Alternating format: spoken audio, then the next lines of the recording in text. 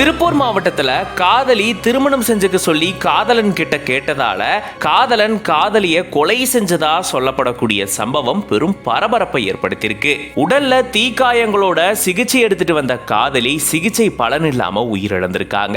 என்ன நடந்தது விரிவா இந்த வீடியோல பார்க்கலாம். திருப்பூர் மாவட்டம் பணப்பாளையம் பகுதியில 19 வயது இளம்பெண் ஒருத்தங்க உயிருக்கு போராடிட்டு இருக்கக்கூடிய நிலையில சாலை ஓரமா கிடந்திருக்காங்க.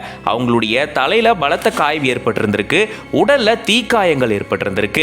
இந்த நிலையில அவங்கள கோவை அரசு மருத்துவமனையில சிகிச்சைக்காக சேர்த்திருந்திருக்காங்க. சிகிச்சை எடுத்துட்டு வந்த அந்த இளம்பெண் சிகிச்சை பலன் இல்லாம உயிரிழந்திருக்காங்க.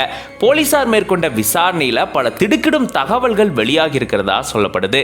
இந்த இளம்பெண்ணும் லோகேஷ் அப்படின்ற நபரும் காதலிச்சிட்டு வந்ததா சொல்லப்பட்ட நிலையில இளம்பெண் திருமணம் செஞ்சுக்க சொல்லி லோகேஷ் கிட்ட கேட்டதாகவும் அதனால கோபமடைஞ்ச லோகேஷ் காட்டுப்பகுதிக்கு அந்த இளம்பெண்ணை கூட்டிட்டு போய் கொலை முயற்சியில ஈடுபட்டதாகவும் சொல்லப்படுது. அதை தொடர்ந்து தான் இந்த இளம்பெண் தலையில பலத்த காயத்தோடையும் உடல்ல உடை இல்லாம தீக்காயங்களோடையும் சாலை ஓரமா உயிருக்கு போராடிட்டு வந்திருக்காங்க. அதுக்கப்புறமா தான் அந்த இளம்பெண் மீட்கப்பட்டு சிகிச்சை எடுத்துட்டு வந்த நிலையில உயிரிழந்திருக்காங்க. இந்த சம்பவம் அந்த பகுதியில பெரும் பரபரப்பை ஏற்படுத்தியிருக்கு. இந்த நிலையில சம்பந்தப்பட்ட லோகேஷை போலீசார் கைது செஞ்சிருக்காங்க.